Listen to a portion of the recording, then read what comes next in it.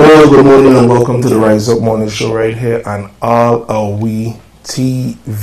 A beautiful morning it is. We're happy to be here. Let's give thanks and praise as we give thanks and praise every day that the Lord has granted us. Good morning to our beautiful people, our beautiful islands, St. Thomas, St. John, St. Croix, Tartola, Anegada, Jos Van Dyke, and all the massive and crew in between. Tartola, you got about 50 islands. USVI, we got about 40 islands.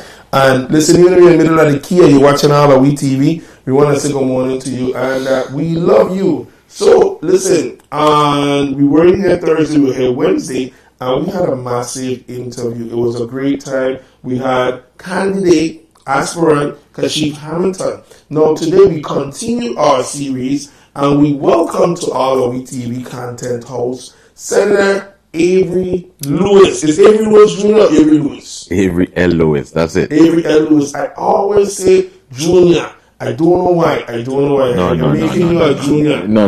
My dad is Angel Lewis. And may God rest him in his soul, in his grave, you know. You're not junior. No, I'm not junior.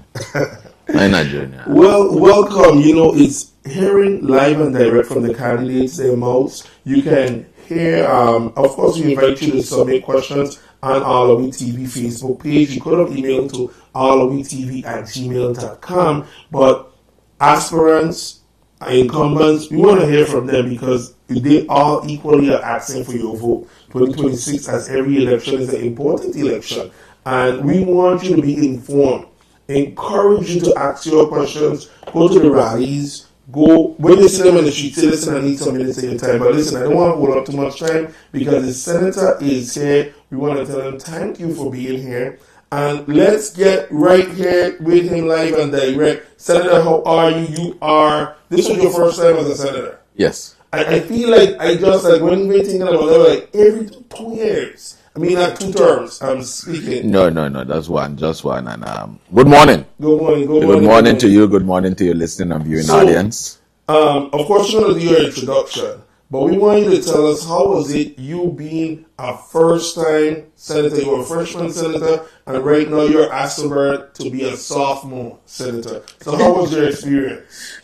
First thing first, I'd just like to say thank God for today. Thank God for every day, for giving me health and strength to continue to be a public servant. As a first-time senator, one of the things I'll tell you is looking from the outside in isn't the same. Oh, that was right? One of the questions. Right. You jumped to it.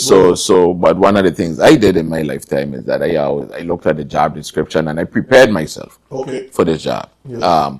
Growing up, I always been a public servant, Mr. Prevost, and I started out with Gottlieb Gas Station. I worked at the West Indies Corporation. I always tried to hold on a job. Everything I did was in the public, or helping someone and doing something. I furthered my education at the University of the Virgin Islands. Graduated from Charlotte Amalie in '94. Went to the university on a bachelor's in elementary education, and then it took off from there. Went to AllAhWeTv school. I always have this joke that my first grade was kindergarten. But was shilling for the principal then had feel for me because churning all over me, man. We were just having a ball of a time. So then I got shifted to 4th grade. And from then, it was like transforming lives, just touching lives, just giving a message and preparing children for the future. I taught 4th, 5th, 6th for about 15, 16 years. Then I moved on to be the union president, got involved in the union, saw a need for a pitch for helping people, helping my colleagues out, advocating for their rights and advocating for, not just better working conditions and everything. Then I got involved not just in the AFT, but I became the president of the Central Labor Council, successful with that, became vice president of the union, became AFT president, and then, after the 2 years, I went back to education, went to the classroom, was up Sibley for a short stint. Then I took a position in education, again, as a program manager. That was a different twist, that was dealing with the consolidated grant ordering stuff and providing the necessary needs for teachers, not just in the public school, but in the private schools as well, who participated in the grant program. It's amazing that the public school has an involvement or engagement with the private schools, huh? Oh yeah, well the public school is the custodian of the grant, and they have to help out with the private schools, and then up come Brian Roach, took it to the streets, and after that successful from day one, Governor Brian tapped me as his St. Thomas Water Island administrator, and I think that's being the administrator out there pounding the pavement, meeting people. Mr. Prevost, one thing I tell you that you have to stay in connection with the people. Okay. If you're not connected with the people, you're wasting your time. And I'm even talking about in the Senate, you can't just be in a silo or isolated and not touching base with the people. And I think that's one of the key things, just being out there working with the people. And as administrator, I got involved with all walks of life, That's one thing we have to see and we have to acknowledge about you. You are in, as you just said, all walks of life. You from granny event to young people event, you're there. You're part of the movement. You are engaged, and you're not afraid to come out and talk and get the pulse and get the beat of people. Not all the conversations can be directed the way how you wanted it to go, but at least you get the truth from the people. You understand the pulse of the people, how the people feel and what they're going through. When people talk things like WAPA, and you felt that heat. I feel the heat. I don't have a generator. I home. I know it is to wake up another hot. And you're in the valley. Yeah. You don't in the valley. You don't have like us on the hill. No, you don't see breeze. No. Nothing coming my way like that. You have a battery fan? I got them little one where you hold up for carnival. You ain't got a little Ryobi or nothing like that? No, I got that. I waited. I go home before when I got a little break and buy two of them. And keep them charged. I ain't trust WAPA no more. I used to have a little faith that things were going to get better, but it getting better. It getting better because I seen some progress. I'll be honest, I seen some progress, but we'll talk about that a little later. Yes. But I mean, just as the first time senator, going in there, picking your staff, getting the right people right in the right places, and doing the right things. Every bill you make should be able to impact the lives of our people, make life easier and better for people, and that's what I try to do. I love it. So now let's switch to it. Like you said, history of from in the classroom, and you stayed in the Virgin Islands. You didn't go abroad. You didn't go to school. No. This is home. This home. This home. This home for you. You travel, but you're coming home. This home. This home. 2 weeks and I come back. You gotta come back. I gotta come back. This is home. Oh gosh. So you from the classroom, and I remember at your campaign kickoff 2 years ago. Seems like 4, but 2 years ago, your past students talked about you, and some who are grown adults, successful adults today.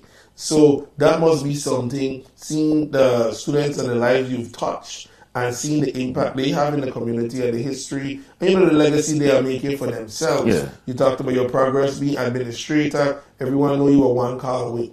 Yeah. You're one call away, not being in the Senate. So you said from outside to inside is a difference. Expand on that. Well, just to be honest with you, some people would say the senators need to do this, the senators need to do that.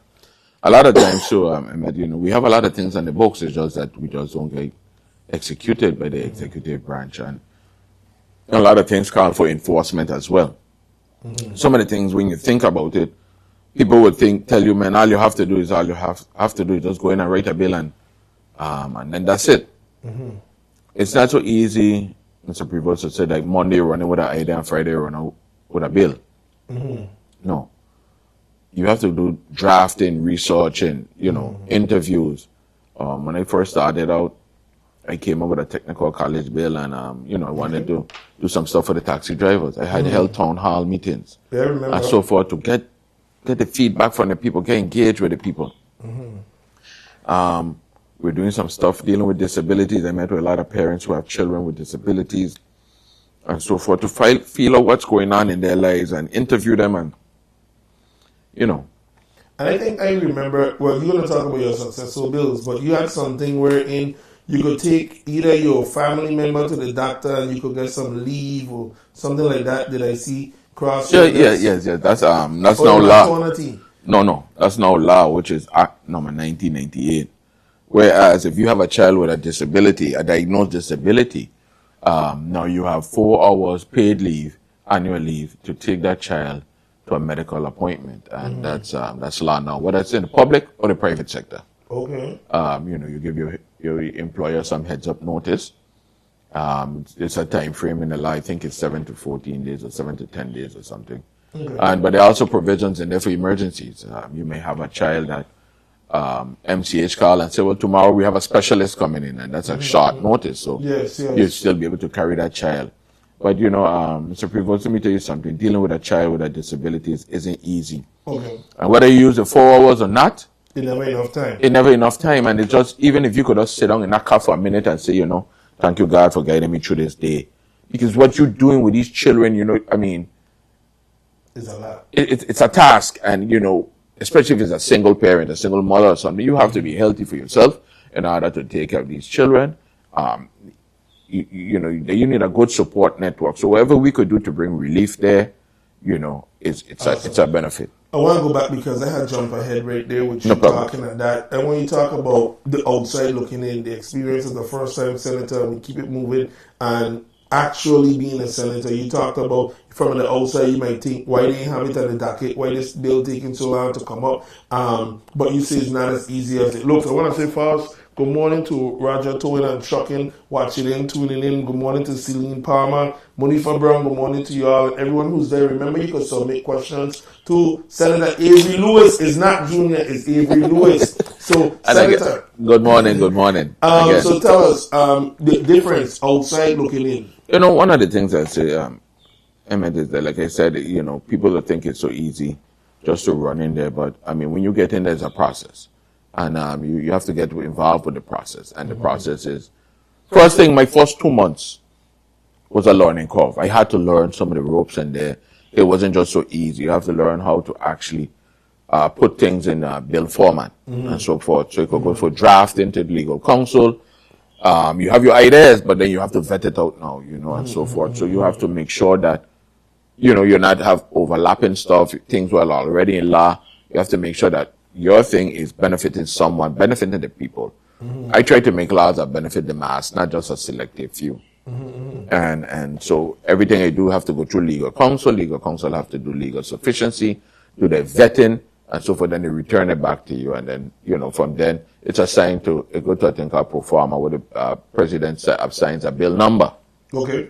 And once you have that bill number now, you're able to, so to say, not solicit, but engage your colleagues for support. Because you need support. So no one man could pass a bill. You have to wait for the bill number. Legal taking about 30, 45 days? Well, sometimes it'll be a little shorter. Okay. Yeah, it depends. It depends on the voluminous amount of your bill. It depends on the substance of your bill. It could take 6 months. It could be shorter. But, if you just want to, let's say you want to take some money because you see an emergency to fix a problem, repair a condition. That may take a couple of days, or whatever. But now if you want to do a whole vetting thing, like you want to create a whole immunization process, that takes some time. And legal is checking to see if there are any previous bills that are similar. Checking legality. I may have in a bill that says I want to amend Title 27, and another colleague might have in a bill say they want to amend Title 27. But we have to find out what I'm saying and what they're saying, if it's overlapping. If we're both saying the same thing, then one of us preempt the other. Okay. Whoever got it in first will preempt the other one. And then you go to the president, get a bill number, then you talk and you walk the room with your colleagues, take them out to lunch. Yes. I know what I think about the lunch, but you got massage them and walk on them and say, why your bill is important. And not only that, but then the bill runs through committee. Yeah. And the president assigns it to the committee of jurisdiction where he feels, sitting with the attorney and so forth, where they feel that the bill is most deserving to be heard. And then after that, it goes to the rules committee. And then after that, to the full body. And then. So, what's interesting, I don't want to take up all your time on say talking about the format and the structure of the legislation. We want to talk about you and what you do. But we are talking, like you said, the first time freshman senator, getting the ropes and getting it done, but you still got things done, so big up. It's amazing that you work in the room, you speak with your colleagues, but then when they still come to the floor, they take so much time to talk about the bill. But you know, you would think that you know about it. Let's move this process along. Yeah, and that's the thing too, you know, because sometimes you say, well, you're sure when you think about it, count in your head, you say, well, okay, I know I have this one, I meant I have this one, I have this person, I have that person. And then, you know, the testifiers them come and then something change. Okay. You know, and they may say a need. And, you know, with all honesty, sometimes you feel you have a good bill and you when the testifiers them come and, you know, other outside agencies come, you see a need for amendment. Understood. And, you know, that slows things down a bit. But it always good to better your bill. Okay. Don't leave no stones unturned. And as I tell people as a legislator, you have more than one bite of it because you could make amendments, several amendments. Mm-hmm. So even if it passes into law and you come next week and see, well, you know, something isn't right, you can make a change. You can make a change. So we're going to get into your accomplishments. What you did. Yeah. You know, and I think it's your time. You talk about what you want to talk about also. So you want to find out what you did. My question that came to my head is what you did compared to what you were running on. You remember when you campaigned on and then what you were able to accomplish? Yes. Similar, or we have some stones unturned? Well, one of the things that I didn't get accomplished, and I'll be honest with you, is that I really wanted to push for facilities for homelessness. Okay. And that didn't work out. But that doesn't mean, that's not meaning that I'm not trying and not looking into it. It just didn't come to fruition like how I wanted it to come to. So you're working it? I'm still working it between homelessness and a home for senior living, with senior living assistance. I'm working with human services. I'm working along. But even though we didn't get the homelessness part done, the facilities, I'm still working with like AARP to do things like elder abuse. I have several legislations in right now in legal counsel to address elder abuse because, Mr. Prevost, you may not believe it or not, but we have a lot of people out there preying on our vulnerable population, taking advantage of our seniors. You just spark a conversation anywhere. Go in the bank, spark a conversation in credit union. And people going in withdrawing grandmother's monies and doing all kind of thing. And, you know, really and truly the banks have no way to say, well, you can't get it because sometimes we put you down as these legal guardians and so forth. But they're really taking advantage of the people when they're peeping and they see 600,000, 300,000, all the people them like saving.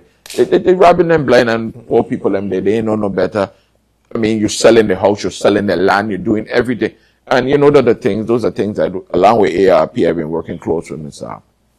Pamela Toussaint and her director and some of the people in the States and even Human Services, Department of Health and so forth, to try to get legislation in place to really curb a lot of these. We have things on the books, don't get me wrong. But we need to update some of these things and make sure that we get the buy-in from the stakeholders, because it's not just so easy to tell a teller. If you notice this, I mean, we have to put reporting mechanisms in place, but we also have to support the institution as well, so there don't be no liabilities and things. So you're doing work, man. You're doing more than the main road. Yeah, well, that's a punch, man. Only one road I name, you know. One road I name after Lorraine Berry in Holby.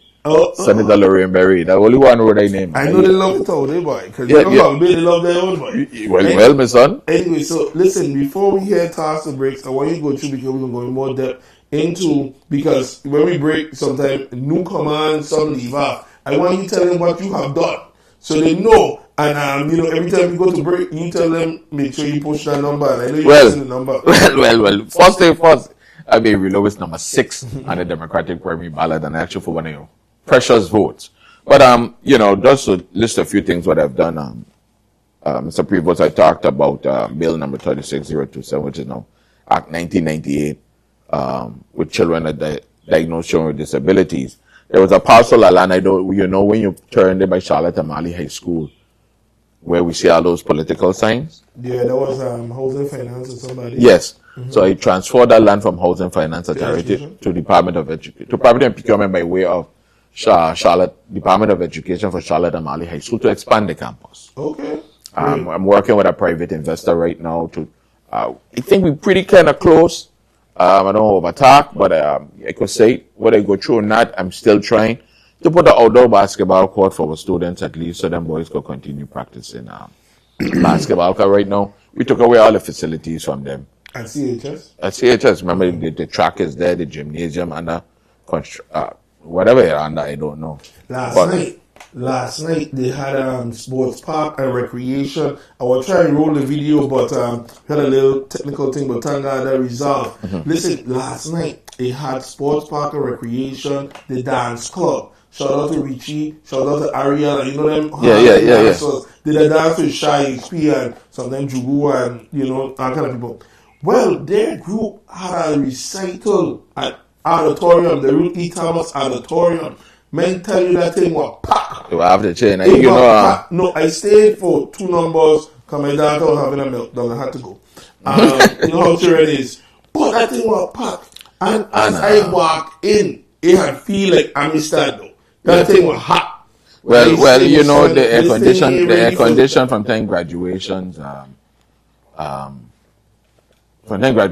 when they had all those ceremonies, the air condition haven't been working. Before you go on, we really want to big up the sports park and recreation, that dance group team, and all the parents, everybody that came out to support the students, because student support is critical. And it was amazing. I just had to say that right there as you talked about that. So, not jumping all over the conversation, but those are some of the things that we really need to promote in Ireland. And those are some of the things I ask business people to donate their monies to. Okay. Because if we keep the children then busy in these extracurricular activities and these, sporting activities and educational activities, this is our way. We're going to break that pipeline to prison. We're going to slow down this heap of crime wrong here. The children would be engaged. They'll be doing things that they like. A couple of years ago, I won a raffle. God rest in her grave, Miss Helen Hart. Helen Hart? No. Helen Hart still here, man. No. Helen Gabriel. Helen Gabriel. He's talking about Josh, their mother. Derek Gabriel, mom. And she carried the children away. I went to raffle, and it was a trip to follow the children away. That was with Sebastian Majorette, and they carried the children to Majorette tournament. I didn't realize Majorette was a big thing like this. Former Senator Sean Michael Malone was there, all kind of people was there, but this was a real heavy competition, and these girls got engaged and they really like it. So when I go to the parades now, I have a different love and and appreciation when I see the Majorette, whether it's Stunts and Toilets, St. Thomas Majorettes, whomever, St. Croix, Charming Toilets, I think some of them was. You gotta call out the name. St. Croix. St. Croix Majorettes, whoever, all the little tiny tats, it does have a different appreciation for them. But when we're doing budget markup and things, I make sure I say, listen, whatever the youth activities group, however much we could give, let's give them. Listen, Avery, we're talking very well. We're here with Senator Avery Lewis. Number 6 on the ballot. Wait, let me put the camera up on you. Number 6 on the ballot. Listen, we're going to come back and we're going to talk all about his accomplishments and his pursuits, because as you hear it, 1.5 years ain't enough. There's more to go. There's a lot more work on the timeline. So you want to make sure that Senator Avery Lewis is one of your selected candidates there for this 2026 election year. This is AllAhWeTv, is the Rise Up Morning Show. We didn't jump in the news, we jumped straight into it. Of course, we know there was some tragic news that came out of St. Croix last night. Yes. And we just want to say our hearts and prayers with the family and everyone affected. Man, it just gave goosebumps even talking about it. But hearts and prayers, acknowledging and recognizing what took place, and everyone. More to share as we come back even about that topic. We're AllAhWeTv and you're locked down. Don't touch that dial. Share the thing. Tell people Avery on. Come listen to hear what Avery got to say. He behaving right now, but in the next hour, I think he's going to get warm and Avery going to turn into himself. What do you say, Avery? Right. Peace and love. Peace and love. Number 6 on the ballot. Peace and love. It all starts with one. Maybe it's one look. You know the one. Or one touch. Even one word. It can start with one step or one promise. Maybe it's one dream or one journey. One smile, one gesture, one deep breath, one leap of faith, one day to remember, or one night to forget. One moment, so many stories that make up one crazy average, everyday, fabulous life. We get one life, just one. Make your move.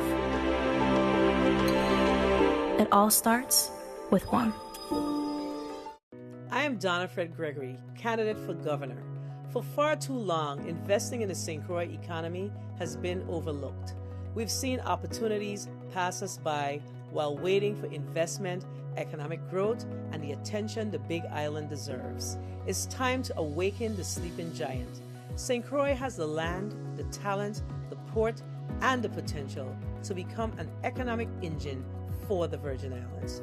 Rodney and I will position St. Croix as a transshipment hub of the Caribbean, develop the South Shore Zone, and bring back environmentally friendly manufacturing plants, which will drive investment and long-term growth. When St. Croix succeeds, the entire Virgin Islands wins. Rodney and I have a path forward. Enough is enough. I'm Donna Fred Gregory, your candidate for governor of the U.S. Virgin Islands, and I approve this message. The U.S. Virgin Islands, where the American Caribbean meets opportunity. With direct access to the global marketplace, discover a business environment designed to help you succeed. Good ideas can be realized here. We have wraparound services. We offer tax incentives. We offer access to capital. Companies that relocate here can get customer care second to none here from the Economic Development Authority. We located in the Virgin Islands because of easy access of shipping and freight and cargo. I welcome you to come to the Virgin Islands. Do business with us, expand, start. We're happy to have you. And while you're here, enjoy our lovely sunsets. To explore a new horizon for your business, please visit our website at www.usvieda.org. All right, good morning. Welcome back to the AllAhWeTv morning show. Rise up, morning show. We're rising up. We're rising. We're shining. We're giving thanks. We're giving praise. And we're joined here by Senator Avery Lewis. It's Rise Up candidates live and direct. And listen, we're having a fabulous conversation. Senator Avery Lewis is going to get into his list of accomplishments. We've been kind of scrolling around. He's been saying some of the things that are work in progress, some stuff that he have on the horizon. But we're going to talk about straightforward what you have on the books and what we can look forward to. Go ahead. Well, let me tell you some of the accomplishments first. Right now, when I was administrator, I realized that the property owners for the Fort Milliner property closed the road off because it's private property, and that created a hardship for us traversing on that road. So, in close collaboration with Commissioner Gabriel at Public Works, I was able to appropriate $2 million, which is now Act 1968, from the St. Thomas Capital Improvement Fund for the completion of the Leonardo Trotman Drive. So right there when you reach by Iwa, Ada Williams Academy, you're going to make that left now, and that road going to be repaired. Great All is the contractor. They're going to be galvanizing pretty soon to repair that road. I'm going to take you up to the mall. It's Iwa. That's the Alternative Academy? The bad school. The Alternative Academy. Make sure they can see me when I say that. That done not no bad school. It's children that just no bad. They used to be down my Grand Boko. It ain't no bad school though. Don't call my children them no bad children them. The children that just have some challenges and, we're working it out. But it's a good school. We did a tour with Brathwaite, Kilo Brathwaite. And listen, they were full of love. They were full of vibes. We have that content. We're gonna air it by next week. And good students, like, we will look at it because, they come from the regular, I shouldn't say regular school. It's a force of habit. But they're good school, good children. Just needing a little extra attention. Extra attention and extra love. Extra love. And they get in it. So you should get a new road. That road that has been in the making for quite some time. Forever. Yeah. So the road will be completed. Give or take a year or so. A year? The road will be completed. Because we have some undergrounding to do. It ain't just paving or something. You have to put in sewer lines, you put in water lines, and I think they point some electrical infrastructure in there. But I know the $2 million has been appropriated and it's ready to move forward. So the road going from right where Iwa is, that's Hartman land? Yes, sir. So I have to get permission from Hartman land. So it going... Excuse me, right up to the library. To the mall. In the library. To the mall. Straight shot to get some calls. There's some calls in it. Get some calls. But don't worry, we're going to be alleviating the traffic congestion. Okay. So you say come right behind the library. Yeah. Okay. Because there was to be an expansion to bring it yes. straight into Tutu, but that was never approved as yet. Some of the residents in Tutu feel like there'll be too much traffic noise, and but it's still under the negotiation still going on. But okay, so you bring us behind the library. Yeah, bring you to the mall. Okay, area. continue Good. what you have. We talked about expanding Charlotte and Mali. Earlier this year, the governor sent down a package to us to vote on some bond financing for the Westin, which were formerly known as the Marriott and Bowie House up there. Mm-hmm. And after 30 years, after the bonds are paid off, after they pay off the bonds, Westin pays off the bond, the hotel would revert to the government of the Virgin Islands. So I said, man, in speaking with the governor, I said, well, listen, why revert back to the government of the Virgin Islands? Let's put it to the GRS, help strengthen the system, the solvability of the system. Mm-hmm. So we brought it to my colleagues, they supported the idea. Mm-hmm. But we said also that if we were to ever sell the hotel, 75% of the proceeds will go to GRS, and the other 25% will go to the government hospitals and healthcare facilities. Okay. So that's in 30 years, or if the bonds are paid off sooner. We Act number 9108, we had an issue where companies who were receiving EDC benefits were still being able to apply for income tax refunds, which by right they should, because we're a mirror tax system. But the issue coming is, Emmett, that we are giving these EDC companies a whole host of tax benefits. Mm-hmm. So we said for our tax benefits, we have to see how the equivalence is with your tax refund, and try to close that loophole, because right now we are paying one beneficiary over $40 million in tax refund, income tax refund. One of the bat. So we continue doing this, then we'll never be able to pay our that's right. We'll never be able to pay our technology. You're too bad, boy. Yeah, no, you're batting good. You're batting good. You're moving like CNN. AllAhWeTv. That's it. It's for AllAhWe. Number 6. This when you say number 6, you gotta look at the camera. That one is it number 6. We're gonna have a good time. Senator Lewis is always of a good spirit. But you said that one there with the appropriation to make for the Westin. That's bill number which one? 360283, which is now Act number 9108. Becomes an act when the governor signs it. Oh, okay. Right? Okay. So when it leaves the legislature, it's a bill. It becomes an act when the governor signs it. Okay. Now, so he didn't sign it yet? He didn't sign it. That's why I could tell you the act number. Okay. Now we're looking for it on the flyer. Everything, this is a new flyer. You have a new one. Yeah, everything that I'm telling you about is law. So much work, not all of it could have fit on one flyer. Yeah. Hey. All right, continue. Let me go. So another thing we did was bill number 360136. We have these security guards out there working in a lot of these places, and they don't understand VILA. They don't understand how to handle conflict resolution, how to diffuse situations before it starts. So I brought about a bill that mandates specialized lethal weapons training for private security guards and investigators, establishing clear standards for certification and oversight to enhance public safety and protect citizens' rights. So you want them to go to the peace officer class? Yes, an abbreviated portion. Not that they got to do no tactical thing, nothing, but they have to understand. And if you're carrying these weapons, you got to be able to know how to use them. We ain't giving you no gun, no baton, and nothing, and you don't know how to use it. You got to kill somebody, and it's something where, as well, it protects the institution as well, because now you'll be a certified security guard, right? And so forth. So go ahead. My thing, you from the Jamban days. Before that, you going? I go stay with Jamban. You stay with Jamban. You know I'm quite age. Stay with Jamban. I think it's absolutely correct. It's much more needed. We've been skirting around. When Kashif was here, he spoke on he talked about the loitering bill. We've been skirting around from between loitering to even how you shouldn't make, and this past weekend, Gatan, you had where in the event holder, you had a confusion. Yeah. They had a juvenile Crongley.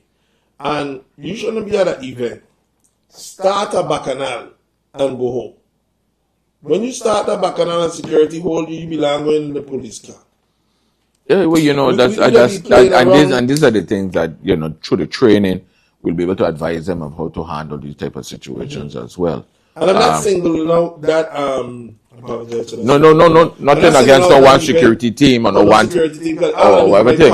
But we're supposed to be able to take action, and right? And we have to send this clear message out there, because before you go on, it's taking too long for, like you say, even training for escalation. Because some of the time they need a clout, they need a face on them, or they need some pepper spray. It's taking too long. You know what I'm saying? You in the well, but if we could diffuse the situation, this is why we have the training. If we could diffuse the situation, so you don't have to get violent, so you don't hit them some licks. That's on you. So you don't use no use of force, right? I trying to diffuse the situation. I don't want to escalate. I don't want you to get problem.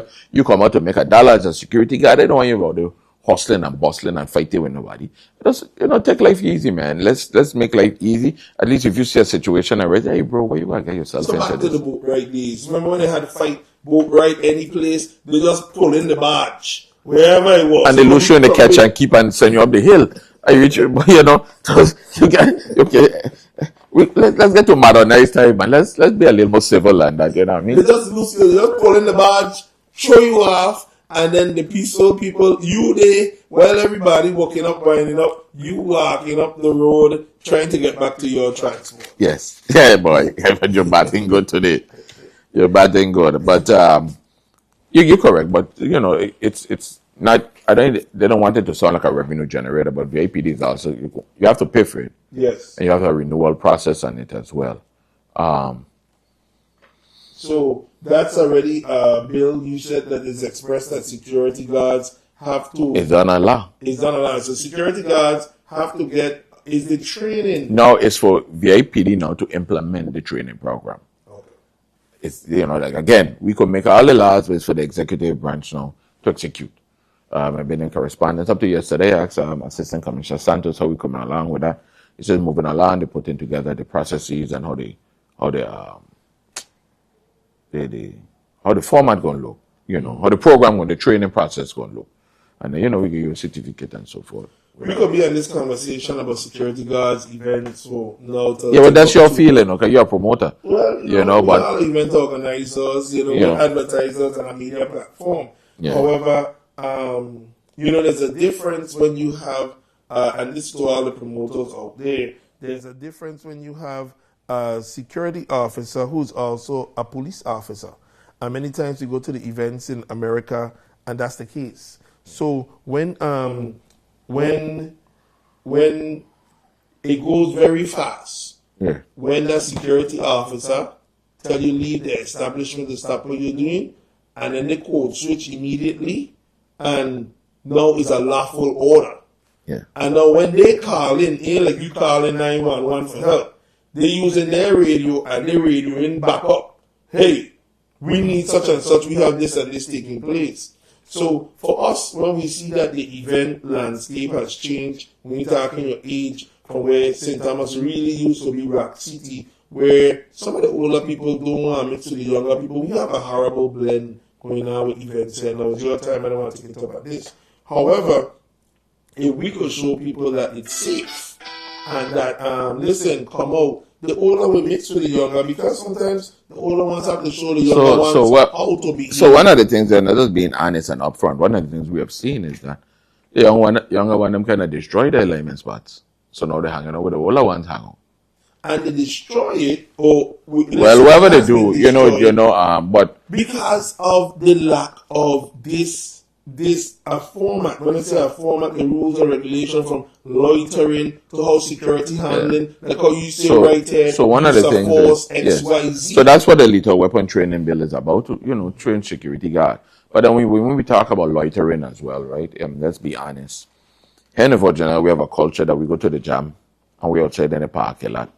for the longest while. I don't know if you've ever been to a function on the mainland. One time I was for a jam in Miami outside, and we all in the parking lot. And you are the same jam.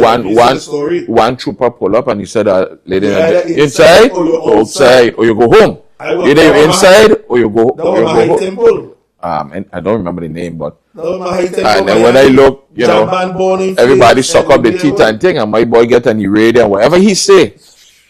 When I look, the cavalry are coming. You see all kind of man scraping to get in. Man, we are the same jam. So, about 5,000 people strong. So now, those are. I ain't saying we have to implement it like that, but we have to be careful. You come to a function, you go inside. This loitering thing, and hey, it's a lot of work to do. But again, we have a lot of things on the books, and it's just proper enforcement. Okay. Proper enforcement. Keep it going there. One was who reprogrammed the $5 million to the sport park and recreation for the Randall Doug James racetrack. Okay. In St. Croix. That's where you could see they have the stand now. Right now we have before us the new deal that's coming up. The governor is proposing with Southland Gaming will rebuild a track in St. Croix for the residents in St. Croix. It's long overdue. St. Croix do need a horse track. I wouldn't be a media person if I didn't ask how you feeling, which way you favoring on that deal. I for horse racing. You for horse racing? Yeah. Okay. I for horse racing. So you want to see the deal take place? Yeah. All right. It's everything in the deal that, and no deal is perfect, but I think there's a lot of benefits, more good in it than bad. Some of my colleagues may feel a little different, but come Tuesday, you'll have all our points of views on the floor. So Tuesday, full session. Full session, the governor. We're talking horse race. Is it one of them sessions where everybody watching to see the horse race bill, but then the president plan all kind of other stupidness? No, and then this one when we fall asleep, you find out the results? Yeah. No. This one is just about the horse racing. It's just about the horse racing. Just about the horse racing. That was how you read it? 36-0119. You said that was bill number 36-0119. Now it's Act 1952. Okay. So and before the governor had put it aside and said that remember we had the IGL in the making. Yes. VIGL reneged and everything. They didn't come forward. They was couldn't be trusted. They just were broke. They didn't deliver. They did not deliver. Skirting around. They didn't deliver. So the money was there. So I said, well, let me give it back to Sport Park to start doing stuff, dealing with the running surface, and whatever else could be done with the paddock area and so forth. So we could start getting, and in St. Croix, it's a little different over there. It's like a discipline. It's a hobby. Those young boys and girls really into it. Yeah, man. Into it, man. Like over here too, because I went on the track and, I don't see them getting chance to get in trouble because from 4 or 5 o'clock they're on the track. Yeah. Taking care of these horses, washing, grooming, walking. Then 4 or 5 o'clock in the afternoon, they back at it again. And so take care of the horse better than take care of the children. Well, boy, I mentioned your bad thing because you didn't put words in my mouth today. I know, but they really put a lot of love in them horse. And listen, I see things happen to horse where big man cry. Yeah, you gosh, yeah, man, because they come attached. You come attached, you're spending your money in this animal, in your pet, and it's a race for kings. It's like your child. One time I had a cousin said she had a brand new rug in her living room, and everybody comes to me, you have a pretty rug.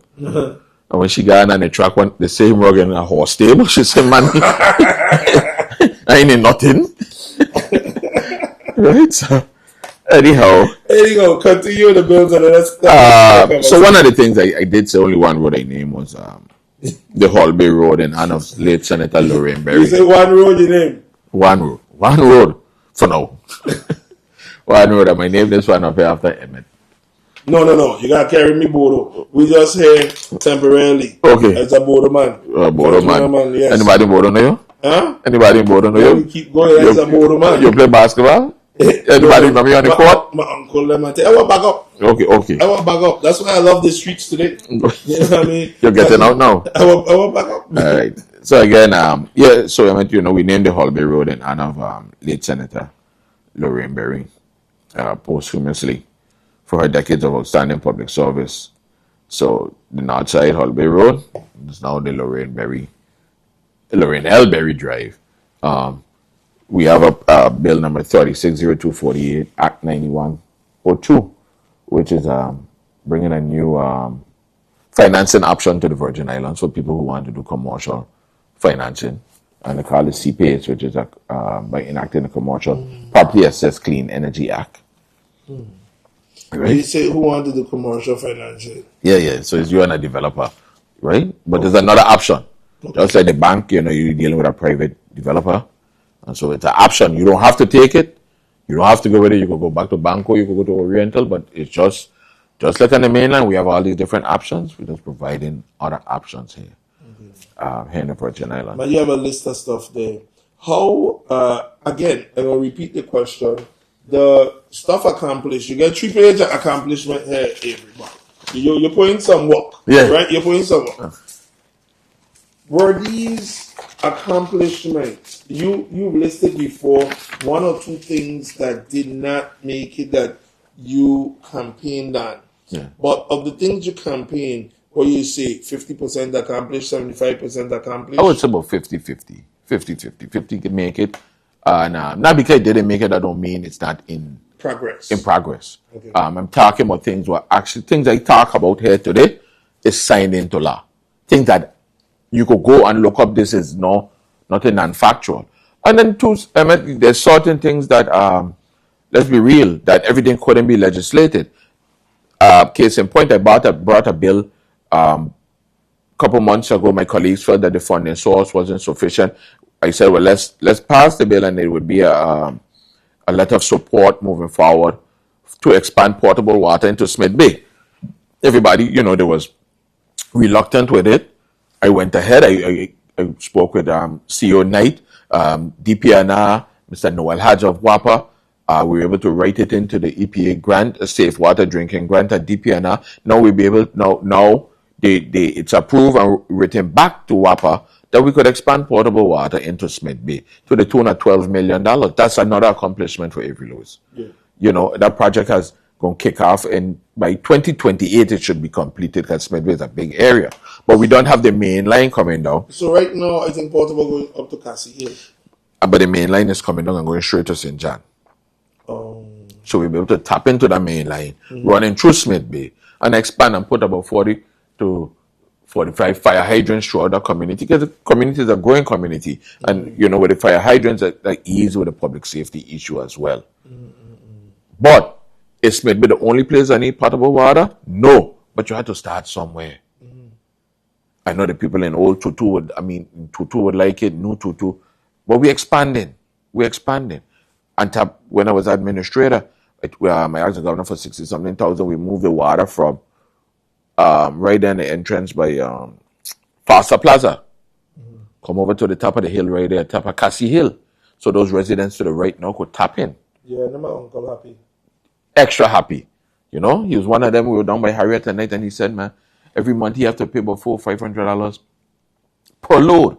And use a lot of water. Yeah, it's about 3 load a month, right? So now that's what we have to do, make life easier and better for people. By expanding potable water, that's about 270 homes, 300 homes in Smith Bay. And we're looking at we're looking at one house. One house sometimes have 4 meters. That's the things we have to do, bro. Make things better for people. Nothing against nobody, but we have to expand. We can't just sit down and think that, look at people, everybody putting solar and things in their homes. Right? I was one of them that made sure, work along with, keep encouraging the government. Governor, we got to do something. Now we have the energy, have all kind of grants and things to help you with solar projects in your homes. And the backup batteries and so forth. Those are things what we have to do to put in place to make life easier for people. Another thing we have in place that's writing into the master agreement with Human Services. For senior citizens, that medical alert device, whether it's a bracelet, around your neck, around your hand, whatever it is, pretty soon it's going to be written into their master plan, and then your Medicaid will be able to pay for it. Not just pay for the device, but pay for the support. the servicing. Senator Lewis, great conversation. We're gonna take a commercial break. When you see a camera shut off, that means that we gotta replace our battery. We're gonna come back. We're gonna talk about your goals 2026. Why vote for why push number 6 in the primary election, and of course, God bless, once successful, continue on to the general election. And we have a question from Leanne Lafon, and we have a comment there by Mr. Bo Richards. We're gonna read it in. So we want to say good morning. Thank you for watching AllAhWeTv. You're logged on. This is live and direct with the candidates. You're hearing the candidates, aspirants, incumbents alike, share their plans, their goals, their accomplishments, and what makes them qualified to get your vote. And you're hearing from their voices, but we encourage you, when on the street or you see them wherever, please talk with them. Don't let them go their way and then talk behind when we know our groups. No, you have to speak to them and get your concerns addressed. It's AllAhWeTv right here. It's the Rise Up Morning Show. I am Donna Fred Gregory, candidate for governor. For far too long, investing in the St. Croix economy has been overlooked. We've seen opportunities pass us by while waiting for investment, economic growth, and the attention the Big Island deserves. It's time to awaken the sleeping giant. St. Croix has the land, the talent, the port, and the potential to become an economic engine for the Virgin Islands. Rodney and I will position St. Croix as a transshipment hub of the Caribbean, develop the South Shore Zone, and bring back environmentally friendly manufacturing plants, which will drive investment and long-term growth. When St. Croix succeeds, the entire Virgin Islands wins. Rodney and I have a path forward. Enough is enough. I'm Donna Fred Gregory, your candidate for governor of the U.S. Virgin Islands, and I approve this message. Let's redefine getting ready. Today ain't just about stepping out, we stepping up. Starting with the essentials, the Levi Fisher bundle isn't just about looking good, it's about feeling good. Hydrating and grooming that bed perfectly. Next, let's not forget the skin. With Naked Luxury's Fairline Men, we taking premium care that leaves your skin irresistible. Why? Because self-care ain't just a luxury, it's a necessity. So before you head out, remember looking good is more than just clothes. It's about bringing out your natural charm.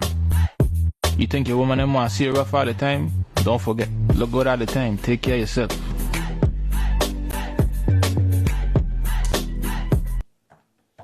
All right, you logged on to the Rise Up Morning Show here at AllAhWeTv. We're here live and direct with Senator Avery Lewis. I keep saying junior, but the one thing is to remember is number 6 on the primary. That's right. Ballot. Number 6 on the ballot. Number 6 on the primary ballot. So you're locked in right here at AllAhWeTv. We're going to make one more pause and we're coming right back. Remember, we are brought to you by Naturalista, Miss Naturalista Store St. Thomas St. Croix, the Virgin Islands Economic Development Authority, who is celebrating their 25 years providing economic development for all Virgin Islanders, big business, small business, all business in between. One Communications, the internet that's pouring us is One Communications, and we want to say thank you very much. HD Manufacturing, let's say you need your galvalume, you need your galvanize, HD Manufacturing could do it for you. There's the only one that could do the round gutters or the square gutters, and then they bring the job to your site. They bring the plant, the factory. They're doing printing and site. That's AT Manufacturing. You looking for a charger? No. So you're going left, going right.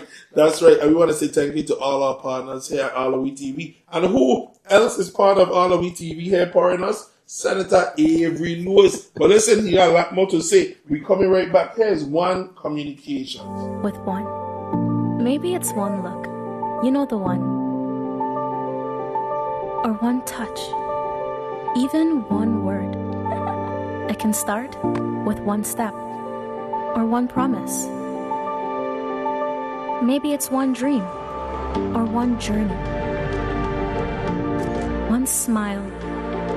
One gesture. One deep breath.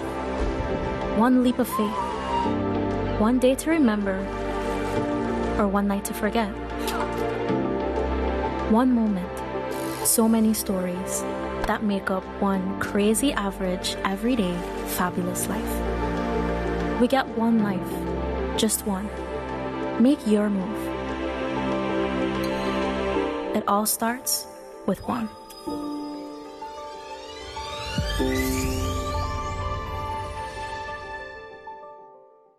Welcome to the U.S. Virgin Islands, where the American Caribbean meets opportunity. With direct access to the global marketplace, discover a business environment designed to help you succeed. Good ideas can be realized here. We have wraparound services. We offer tax incentives. We offer access to capital. Companies that relocate here can get customer care second to none here from the Economic Development Authority. We located in the Virgin Islands because of easy access of shipping and freight and cargo. I welcome you to come to the Virgin Islands. Do business with us, expand, start. We're happy to have you. And while you're here, enjoy our lovely sunsets. To explore a new horizon for your business, please visit our website at www.usvieda.org. All right, remember, EDA celebrating 25 years here and providing wonderful service to the people of the Virgin Islands. You're interested in getting a business loan. When the bank say no, EDA can say yes. All right, Senator, let me go on speed wrong here. Your favorite beach? Megan's Bay. Megan's Bay. Yeah. All right, that's different. And we were there Sunday. Yeah. We were there Sunday having a great time. Your favorite food? I really like mutton. You like mutton? Yeah. All right. Your favorite restaurant? Seaside Inn. Seaside Inn. Luella will be watching. She will say, he better say my name. He better say my name. Let me ask you, your best memory here in the Virgin Islands? UVA. UVA? Going to college. So you were the one Jamban were playing in the old cafeteria and things like that? No. You were the one Jamban were playing in the old cafeteria? No, once or twice. You graduate 94. That's before Marilyn. Yes. Yeah, once or twice. All right. The worst moment while alive, Virgin Islands history? I don't know, man. I think it was losing my father. Okay. All right, we got you then. Now, what works well in the legislature, and part B is what could improve in the legislature. And then we're going to get to your 2026 goal and why vote for you. What works well in the legislature? I think what works well is my staff. Okay. My staff, I give my staff all the credit every day, you know. Mm-hmm. I have two wonderful ladies in my office, Ms. Lastar Watley and Ms. Jaquel Michael. I think that works well for me. Mm-hmm. I can't speak for nobody else, and I think one of the things that could improve is just the collaboration of how we deal with each other as well. Okay. You know, 15 different minds, 15 different egos, 15 different personalities, but sometimes we just need a little more collaboration, and I think that would make things a lot better for the people of the Virgin Islands. All right. Leanne Lafont asked a question here. Let me put on my spectacles. Good morning. What type of encouragement would you give to our parents, guardians, and a whole concerning education despite some of the obstacles that being faced? We realize that there's much work to be done, but as a community, there's shift in behaviors, respect towards each other, illegal activities, etc. We talk about accountability, etc. But what does that really mean? That's a two-part thing, and I've been in the education system. I think that education and parenting need to work together in terms of, one, we must make school a conducive and a learning environment. We must make school an inviting place. Parents must embrace school, that school is a place away from home. Students are spending most of their working hours in school, and parents need to embrace that when you drop your child off in the morning, that the school is the custodian. We are now the parents. So, we must work together. It must be a partnership. Some of the things that I learned this week wasn't really, we understand that a lot of programs going on in the school, but the department need to do a better job to ensure that we have a safe, working, conducive environment. We have a lot of work to do. And I think one of the things is, what turns off parents, it does giving accurate, precise information. Okay. Right? I learned this week that, I end the school year with turmoil at BCB with the air conditioning. We learned this week that the air conditioning is of an order. So school going to begin, and, up to now, nobody come up. Last part, you said the air conditioning as well? It's of an order, but we take out the old one, them. But the new one, them, then the proper one, them, that's supposed to be in place because they had some dispute with contractor and the department and back and forth. And there's another one of those situations where the elephant them fighting and the grass getting trampled, and so our students gonna get hurt, and our teachers them coming back in, and we can't continue business like this. I urge them that I identify, and I said it publicly. If you see something is going to, these places are not going to be to a cool temperature, and I have a cool temperature, but open the windows. And I'm a temperature that really conducive where the teachers them could teach and the children them could learn. Let's let the parents and the faculty know ahead of time. Don't bring them in August to be complaining and then they're cussing the Senate, they're cussing the governor. If we having issues, let's bring it to the forefront or let's come up with a plan B and a plan C. Right? And that's one of the things. But to get back to Leon's question is just, we have to make sure school is inviting. And one of the things is we have to educate. And when we educate, education is a nurturing environment. So parents have to understand that, listen, the teachers and then the enemy. They're the friends. Walk with them. Let's walk along. And then we also have to put things in place for parents to be part of the schools as well. You know what I mean? Bring programs in for them to be a part of it. So I do understand his question, and I wholeheartedly, he have me all the way. We had a comment there. Bo Richards said, not true, the machine should be regulated by the Casino Control Commissions. I guess he was talking about what we mentioned about VIGL and Southland. Yeah, but you know what? That's easy for me to answer. The government will falter on that. The Casino Commission have never set up itself to put to put the VLTs under them.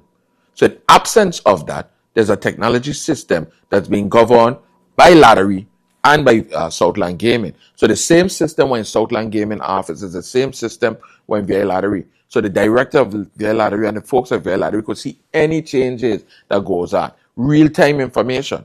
And I didn't just learn this through no email or anything. I actually went to Southland Gaming office. I actually went to VI Lottery and saw the system. Okay. It's a master system. So once, I searched Senator Gittins, he's bringing a bill to encompass, put all gaming under one roof, I'm all for it. But in absence of, you have to have your system in place. If the government don't have these things in place, how you going to blame the vendor? You can't blame the vendor. But once we put these things in place, then we can move forward. You have a lot of people out there spewing all kind of things that Southland Gaming regulating this stuff. You think, I don't know if you ever played the machine them. These things have printouts. Even when you print out, every dollar have to add up. Everything have to coincide. There's reports. There's everything. I'm a sole loser. Okay, so you don't put your money in the machine. Not at all. But when you put your money in, you support education, you support horse racing, you support a whole bunch of things. Man, they gotta put you in the commercial. Yeah. I with you. I like the games. And I like when people win. I like the games. I hate when I lose.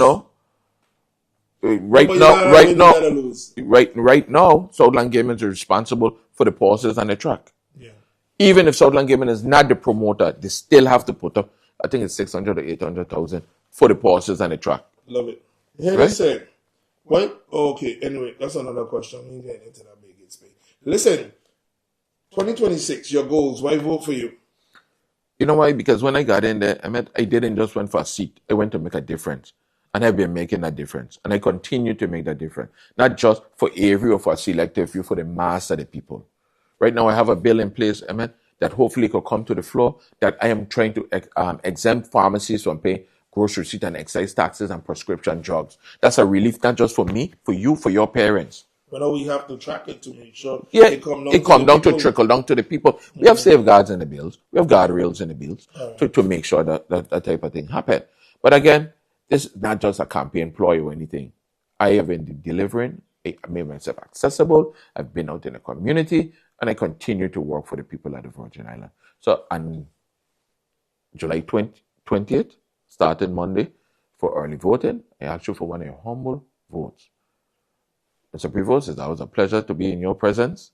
AllAhWeTv, always on the scene and doing everything. We try really hard. But if I had my way and my will, right? AllAhWeTv would be the number one featuring thing out there, Because my son, when you come with a bright light, everybody know. Smile, because it's a camera. It's a camera moment. And again, if you believe in progress, if you believe in results, Avery Lewis is the man for you. I love it. Number 6 on the ballot. Number 6 on the ballot. Anything else that we may not be asking you in the interviews that you would like to share as we wrap up and get out of here?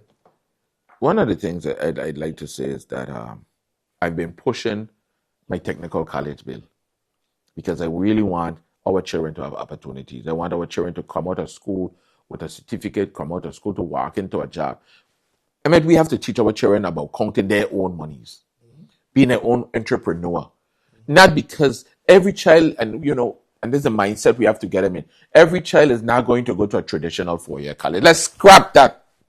Some going to the military, some going to college, the traditional 4-year, but we have to have opportunities and options. We need welders, we need hairstylists, we need nurses. You ever went to the graduations for skill center or career tech? I haven't yet. Man, the talent that coming out of there, you wouldn't believe. Our children are talented. We just have to give them opportunities, and if they could come out certified and whatever, hey, we've accomplished a lot. When we had Industry Day, we have a lot of people, a lot of the businesses coming in here that would like to be donors to this school. But we just got to get it off the ground. It's in Senator Vele's Committee, Education and Workforce Development. Mr. Prevost, one of the things I've been doing, my outreach coordinator, we have been carrying people to WAPA. We've been doing workforce development trainings. We carry public and private schools. This is not public schools. We've been carrying them to Banco Popular. We carry them down to Universal Concrete Plant. We carry them on the cruise ships. I've seen on the a lot cruise of ships. the cruise ships. I mean, they love the cruise ship exposure. because there's a lot of work to be done on the ship and off the ship. This is a marine industry. This is a marine industry. We're surrounded by water. You getting warm now? When I was teaching 4th grade, I carry my students on a trip to St. Croix. Some of them told me, Mr. Lewis, up to today, the first and only time I've ever been to St. Croix. But you know what? We have to expose our children to opportunities. We can't just keep them in a silo. Talent. I was watching a thing on TV one time, and a truck got stuck on that bridge. And they said the only man could help it in England, you fly him in, da-da-da-da-da-da. And the little child jumped out her father's car. Because they can't move the truck now. Daddy, we don't just take the air out of the tires? And all the engineer them turn around. What? But the point is, our children are our future. These are the ones who are going to lead us. My son started college. I said, Jaden, don't do nothing for me, Do it for you. Make what you do what you're going to do to make yourself proud. And that's what we have to do here. Give our children opportunities. And by my technical college bill, that's exactly what we're going to do. And improving the lives through trade, they'll be able to count. And that's negating the fact that after you get your trade, that means you can go to college to learn the business aspect of it or something, That don't stop there. But giving you multiple options. A young man in St. Croix just graduated. When we brought the bill forward, he came and testified. You know what he want to do? Marine welding. That's big money. Yeah. That's big money. People want to do landscape. I mean, Mr. Prevost, you need more time in there to do more work. We can't limit our children. And one of the things I'm going to end with, I want to thank Wendy's big time because they helped me promote my good grades initiative.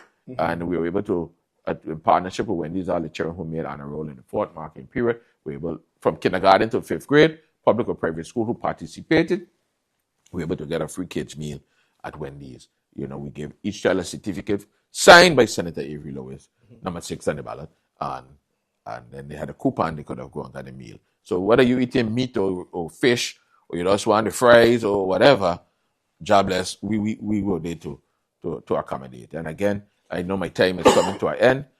Avery Lewis, this is a partnership. I couldn't do it all by myself. I encourage the community to continue calling me, giving me ideas, supporting me, keep me in your prayers. Actually for your vote and support. Number 6 on the primary ballot. And thank you very much, AllAhWeTv. Thank you very much to the Virgin Islands. God bless all of us. Love and peace. Well, thank you for being here, Senator Lewis. As we wrapped up and I'm watching the screen, I noticed a big yellow flashlight near the background. But I think everybody know why it's there, right? Ladies and gentlemen, thank you for watching. We had Senator Lewis in with us this morning here at AllAhWeTv. It's been a wonderful morning. Lots more to come. Lot that you did share. We want to thank you very much. We're probably going to invite you back again. Yes. The technical college bill, that's something, opportunity that definitely private business. I myself have my eye on it. We spoke a little bit about that on the beach the other day and how we can make things possible. A lot of things you bring forward. So good luck to you. Best wishes to you. I'm going to let you end the show one more time. Make your final pitch. It's been AllAhWeTv. It's a beautiful morning. Whatever you do with your morning, whatever you do with your day, make the best out of it. Don't let anyone allow you to put a frown on your face. You keep smiling, because when you're smiling and you're enjoying, your day goes so much faster and so much better than when you're frowning. And if you're frowning on a job, that means you're in a career or path that you don't enjoy. And you need to consider or start working on where you ultimately want to be. The best place to start entrepreneurship, a job of your own, whatever, or new opportunities while you have a current job. But when you're in the current job, you still got to do the people work and have a positive attitude. So keep smiling, keep shining, keep loving God, putting God first, and everything else after. Senator Lewis is going to take us out of here. It's been AllAhWeTv. It's the weekend. Remember, it's Fashionista Sunday, Fashionista MCM Center. It's R&B party Saturday. R&B party is at the Muse on the waterfront. DJ Country Selector Joker and also DJ Pete right there on the waterfront. We love you. Senator Lewis, the floor is yours.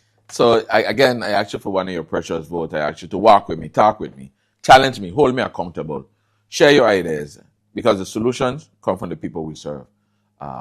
Again, I couldn't do it all by myself. It's a partnership between you and I. Your household, my household. Your business, my business. I ask you, starting Monday, July 20th, ask you for one of your precious votes. Not just one of your votes, but ask your family to come out and vote. Whether you vote for Avery or not, I just ask you to come out and vote. But I really would appreciate that you give Avery Lewis a vote, number 6 on the ballot. And again, thank you. Have a great weekend. Let's be safe. I'm going to put this play out there. At times, people say they don't trust their police, but sometimes when we see something, say something. Because this is our home, these beautiful Virgin Islands. We have our issues. We have our flaws. Yes, hands down, but we're working on it. And with your vote and support for me, I'm going to continue fighting to be the voice for the voiceless. So please, again, peace, love, number 6 on the ballot, Avery Lewis. I am Donna Fred Gregory, candidate for governor. For far too long, investing in the St. Croix economy has been overlooked. We've seen opportunities pass us by while waiting for investment, economic growth, and the attention the Big Island deserves. It's time to awaken the sleeping giant.